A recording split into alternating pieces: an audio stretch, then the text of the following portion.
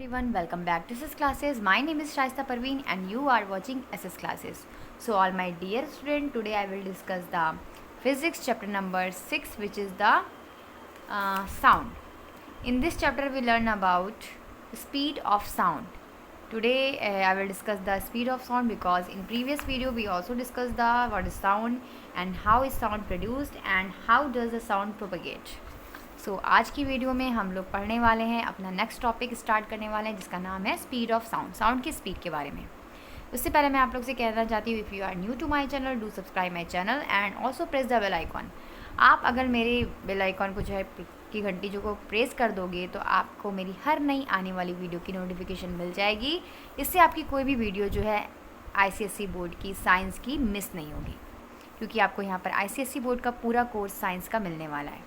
ठीक है, तो अगर सब्सक्राइब नहीं किया है तो जल्दी से चैनल को सब्सक्राइब कर दीजिए एंड वीडियो को लाइक ज़रूर करिएगा अगर आपको पसंद आए तो चलिए हम लोग बिना टाइम वेस्ट किए अपना स्टार्ट करते हैं टॉपिक जिसका नाम है स्पीड ऑफ साउंड। साउंड के बारे में हम लोग पढ़ चुके थे और सारी चीज़ों के बारे में हम लोग पढ़ चुके थे। साउंड कैसे प्रोड्यूस होता है, साउंड कैसे प्रोपेगेट होता है, ये सारी चीज़ों को हमने पढ़ लिया था। और आज हम लोग का टॉपिक है speed of sound. Speed of sound जो है वो क्या होता है, ठीक है, यानी कि साउंड की स्पीड, साउंड किस वेव में किस स्पीड से गति कर रहा है, किस स्पीड से मोशन कर रहा है। तो साउंड जो है वो ट्रैवल करता है डिफरेंट स्पीड में एंड डिफरेंट मीडियम में, मतलब अलग अलग मीडियम में। मैंने आपको बताया था कि साउंड जो है वो 3 मीडियम होते हैं उसके, सॉलिड, लिक्विड एंड गैस। इन तीनों मीडियम में साउंड क्या करता है कि वो ट्रैवल करता है। और साउंड को ये भी बताया था मैंने कि साउंड को जो है ट्रैवल करने के लिए किसी न किसी मीडियम की ज़रूरत होती है। वो सॉलिड भी हो सकता है, वो लिक्विड भी हो सकता है, वो गैस भी हो सकता है, ठीक है, वो मीडियम। तो साउंड के बारे में क्या बताया जा रहा है कि साउंड जो है वो ट्रैवल करेगी डिफरेंट स्पीड से इन डिफरेंट मीडियम में अलग अलग डिफरेंट स्पीड से वो ट्रैवल करेगा। तो speed of sound depend on the temperature and the nature of the media. तो ये जो साउंड की स्पीड है वो किस पे डिपेंड करेगी बेटा, वो डिपेंड करेगी टेम्परेचर पे and the nature of media, के जो मीडियम है, जो मीडियम उसको मिल रहा है वो कैसा है, वो सॉलिड है, वो लिक्विड है या फिर गैसेस है। सो एग्जाम्पल में यहाँ पर दिया गया है कि साउंड ट्रेवल इन एयर में ट्रेवल करता है, वाटर में एंड कॉपर में विद स्पीड ऑफ। एयर में इसकी स्पीड कितनी होती है 330 मीटर पर सेकेंड। वाटर में इसकी स्पीड कितनी होती है हमारे साउंड की 1482 मीटर पर सेकेंड। एंड कॉपर में इसकी स्पीड क्या होती है साउंड की 5010 मीटर पर second respectively at 0 degree Celsius. यानी 0 डिग्री सेल्सियस पे हमारा एयर, वाटर एंड कॉपर की स्पीड समथिंग इस तरीके की होती है। तो सॉलिड की बात करें तो सॉलिड में जो है साउंड ट्रेवल करता है बहुत तेज़ी से, बहुत फास्ट। एट सॉलिड जो है, क्योंकि सॉलिड के मॉलिक्यूल टाइटली पैक्ड होते हैं जो कि जो है ज़्यादा मूव नहीं करने देते मीन पोजीशन से किसी भी, ठीक है, मॉलिक्यूल को। तो गैसियस में क्या होगा कि मॉलिक्यूलर जो होते हैं वो बहुत फार, मतलब दूर दूर होते हैं, तो मीन पोजीशन से जो है वो बहुत दूर होता है मॉलिक्यूल, तो उसको वापस आने में अपनी मीन पोजीशन में ज़्यादा टाइम लगता है, ठीक है। तो उसी हिसाब से हमारा साउंड जो है वो ट्रैवल कर रहा है मीडियम के अकॉर्डिंग। तो स्पीड ऑफ साउंड यहाँ पर कॉमन मीडियम दिया गया है, क्या है, गैसेस में एयर हो गया, हाइड्रोजन हो गया। तो यहाँ पर स्पीड जो है 0 डिग्री सेल्सियस पर मेज़र की गई है कि 0 डिग्री सेल्सियस पर कितने भी मीडियम हैं उनकी स्पीड कितनी हो सकती है। तो गैसेस में यहाँ पर एयर एंड हाइड्रोजन दी है, एयर की दी है 330 मीटर पर सेकेंड। हम लोग साउंड की स्पीड को मीटर पर सेकेंड में ही क्या करेंगे, मेज़र करेंगे, इतना याद रख लीजिएगा आप लोग, ओके। हाइड्रोजन को यहाँ पर कितना दिया है, हाइड्रोजन का जो साउंड ट्रेवल करेगा वो कितना दिया गया स्पीड 1270 मीटर पर सेकेंड। लिक्विड में वाटर आ गया, वाटर के कितना दिया है 1482 मीटर पर सेकेंड। सॉलिड में कॉपर एंड स्टील, कॉपर का दिया है 5010 मीटर पर सेकेंड, स्टील का दिया है 5960 मीटर पर सेकेंड, ठीक है। So as the temperature of medium increase, जैसे जैसे हम जो है टेम्परेचर को इंक्रीज़ करेंगे मीडियम में, ठीक है, सो वैसे वैसे साउंड की स्पीड भी जो है मीडियम में इंक्रीज़ करती जाएगी, वो बढ़ती जाएगी, ठीक है। और जो साउंड होता है, ठीक है, speed of sound in humid air में जो है वो ज़्यादा होता है then comparison to dry air. जो सूखी हवा होती है, ड्राई एयर, जैसे ड्राई मौसम में जो होता है तो स्पीड जो होती है साउंड की वो कम होती है then comparison to humid air, जहाँ पर ह्यूमिडिटी ज़्यादा होती है, नमी वाली जगह पर जो है ऐसा क्या होता है कि वहाँ पर साउंड की स्पीड तेज़ होती है, ऐसा माना गया है साइंटिस्ट के द्वारा, ठीक है।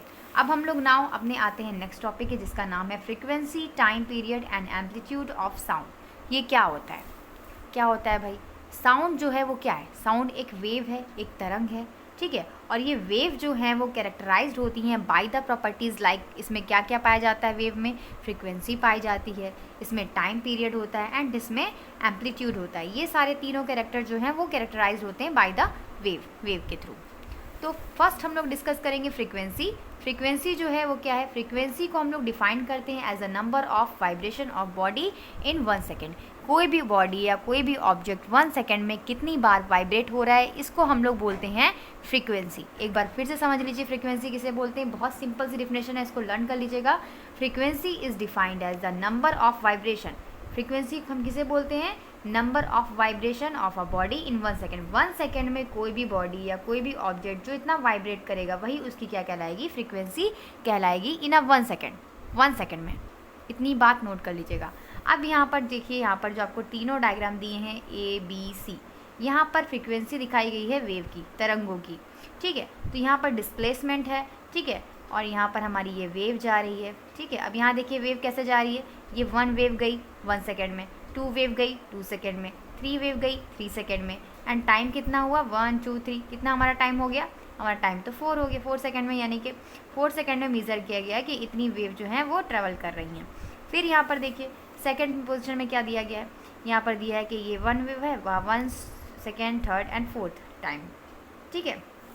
फिर हमारा थर्ड जो है, यहाँ पर आपको वेव की पोजीशन अलग अलग भले ही दिखाई दे रही हो, टाइम सबका क्या है, टाइम सबका सेम है। अब यहाँ पर देखिए क्या लिखा हुआ है कि frequency can also be defined as number of vibration passing through a point in 1 second. Frequency को हम ऑल्सो डिफाइन कर सकते हैं नंबर ऑफ वाइब्रेशन। हम लोग इन दोनों में से कोई भी डिफिनेशन याद कर लीजिएगा, दोनों ही सेम है, ठीक है। Passing through the point in 1 second, जहाँ वो 1 पॉइंट पे पहुँच रहा है 1 सेकेंड में। तो इन अ डायग्राम जो आपको दिया गया उसमें शो क्या कर रहा है, ए हैज़ अ 1 वेव।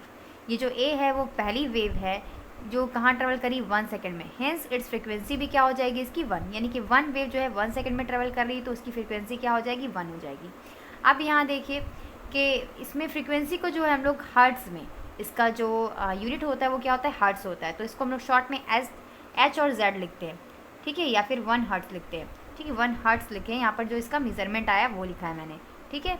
अब यहाँ देखिए बी वाले में, देखिए बी में जो है 1 वेव कंप्लीट हो रही है कब, 2 सेकेंड में, यानी कि ये 2 सेकेंड ले रही है, 1 वेव कंप्लीट हो रही है 2 सेकेंड में कंप्लीट हो रही है। तो इसका भी फ्रीक्वेंसी क्या हो जाएगा 0.5, अगर हम लोग डिवाइड दे देंगे 2 से 1 में, ठीक है। फिर देखिए इन अ सी में क्या हो रहा है, जो 2 वेव है वो कंप्लीटेड हो रही है इन 1 सेकेंड में, सो फ्रीक्वेंसी भी हमारी क्या हो जाएगी 2 हर्ट्स हो जाएगी, ठीक है। इतनी बात क्लियर हो गई। फ्रीक्वेंसी को हम लोग किस में मेज़र करते हैं, फ्रीक्वेंसी को हम लोग हर्ट्स में मेज़र करते हैं। फ्रीक्वेंसी कहते कैसे हैं, फ्रीक्वेंसी जो है वो नंबर ऑफ वाइब्रेशन होता है जो किसी बॉडी के द्वारा 1 सेकेंड में तय किया जाता है। इतनी बात क्लियर हो गई, कहीं यहाँ पे कोई डाउट नहीं होगा। अगर डाउट होगा तो आप लोग कमेंट में ज़रूर पूछिएगा मुझसे, ओके। फिर देखिए यहाँ पर है टाइम पीरियड। सेकेंड हमारा क्या दिया है, फ्रीक्वेंसी टाइम पीरियड। अभी टाइम पीरियड क्या होता है, टाइम से रिलेटेड जो होता है वो टाइम पीरियड क्या होता है। So time taken by a vibrating body to complete 1 vibration is called its time period. तो कोई भी वाइब्रेटिंग बॉडी, ठीक है, अपना 1 वाइब्रेशन जितने समय में कंप्लीट करेगी उसे हम लोग बोलेंगे उस बॉडी का टाइम पीरियड, जिसे हम लोग शो करते हैं कैपिटल T से। किसे शो कर रहे हैं, कैपिटल T से। और एक और बात बताना भूल गई थी कि फ्रीक्वेंसी को जो है मैं हम लोग F से शो करते हैं। किससे शो करते हैं, F से, ठीक है। कहीं पर F लिखा हो तब क्या समझ जाएंगे कि frequency in the frequency of sound. And time period की बात करें तो टाइम पीरियड वो टाइम होता है जहाँ पर कोई वाइब्रेटिंग बॉडी कंप्लीट करती है अपना 1 वाइब्रेशन, एक वाइब्रेशन उस टाइम में कंप्लीट करेगी, उसे हम उसका टाइम पीरियड कहेंगे। इसका ऐसा यूनिट जो होता है सेकंड होता है। जाहिर सी बात है टाइम का जो है ऐसा यूनिट, जाहिर सी बात है हर जगह जो है किसी भी अगर हम लोग फील्ड में बात करें तो सेकंड ही होता है, ज़रूर से सेकंड या मिनट ऐसे ही होता है।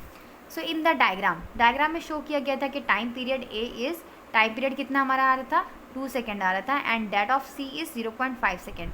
तो हम लोग फ्रीक्वेंसी की हम लोग का ये देखिए फॉर्मूला निकल के आता है क्या, frequency F equal to 1 upon में टाइम, यानी कि 1 यानी कितनी, यहाँ पे क्या कह रहा है कि जितना टाइम ले रहा है और यहाँ पे टाइम दिया हुआ है हमें और वो कितनी बार वाइब्रेट हो रहा है। तो 1 वेव वाइब्रेट हो रही है तो 1 यहाँ पे दिया हुआ है और टाइम दिया हुआ है कितनी बार में। फ्रीक्वेंसी का हम लोग ऐसे निकाल सकते हैं, यहाँ से हम लोग टाइम भी निकाल सकते हैं। T इक्वल टू हमारा क्या हो जाएगा, ये हमारा इसका उल्टा हो जाएगा। यहाँ पर हमारा क्या था, ये फ्रीक्वेंसी निकाल रहे थे हमारा, तो क्या था 1 अपॉन T था, ठीक है। अब यहाँ से हम लोग टाइम निकालेंगे तो हमारा क्या होगा F इंटू 1 हो जाएगा, ठीक है, जाहिर सी बात है, तो इसकी इक्वल हो जाएगी।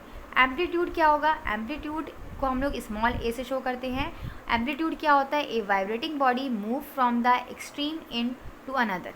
मतलब किसी भी वाइब्रेटिंग बॉडी का एक एक्सट्रीम मतलब एक एंड से दूसरे एंड पे पहुंचना, द मैक्सिमम डिस्प्लेसमेंट, उस दौरान वो जितना डिस्प्लेसमेंट होता है उस पार्टिकल का मीडियम में उसकी मीन पोजीशन से, उस पोजीशन को हम लोग क्या बोलते हैं? एम्पलीट्यूड बोलते हैं। फिर से सुन लीजिए, the maximum displacement of particles, किसी भी पार्टिकल्स का ज़्यादा अधिक से अधिक डिस्प्लेसमेंट उसके मीडियम में जहाँ से वो अपना मीन पोजीशन स्टार्ट कर रहा है, उस पोजीशन को हम लोग क्या बोलेंगे? Amplitude. In graph A the amplitude is 0.2 meter, in B is the 1 meter, both have same time period in 2 second. यहाँ पर टाइम पीरियड A और B दिया है एम्पलीट्यूड ऑफ वेव्स, ठीक है। यहाँ पर देखिए ये जो एम्पलीट्यूड है कितना डिस्प्लेस कर रही है, यानी कि अधिक से अधिक में यहाँ पर क्या होता है? अधिक से अधिक यानी कि ज़्यादा से ज़्यादा मैक्सिमम डिस्प्लेसमेंट जो होता है, ठीक है, किसी पार्टिकल्स का, उसकी मीन पोजीशन से उसे हम क्या बोलते हैं? उसका एम्पलीट्यूड कहते हैं। यहाँ पर देखिए यहाँ टाइम तो हमारा 2 सेकेंड आ रहा है, लेकिन एम्पलीट्यूड यहाँ पर क्या 0.2 है, ठीक है। यहाँ पर हमारा 1 मिनट में क्या हो रहा है कि एम्पलीट्यूड देखिए हमारा यही है 2 सेकेंड, ठीक है। 1 मीटर है 2 सेकेंड में। सो इस तरीके से हम लोग निकालते हैं। अब हमारी बात आती है टाइप ऑफ साउंड। ये तो हमने देख लिया कि भाई जो साउंड होता है उसमें क्या क्या होता है, फ्रीक्वेंसी होती है, एम्पलीट्यूड होता है, एंड उसमें क्या होता है? टाइम पीरियड होता है, ठीक है। अब हमें पढ़ना है types of sound. Types of sound की अगर हम बात करें तो उसको हम लोग नेक्स्ट वीडियो में डिस्कस करेंगे, क्योंकि वीडियो बहुत लेंथी हो जाएगा तो आप लोग के सर के ऊपर से जाएगा और आप लोग को कुछ समझ में आएगा नहीं। तो आज के लिए इतना काफ़ी है। अगर आपको मेरी वीडियो थोड़ी सी भी अच्छी लगी हो तो इसे लाइक कीजिएगा, अपने फ्रेंड के साथ ज़रूर शेयर कीजिएगा। Thank you, keep watching.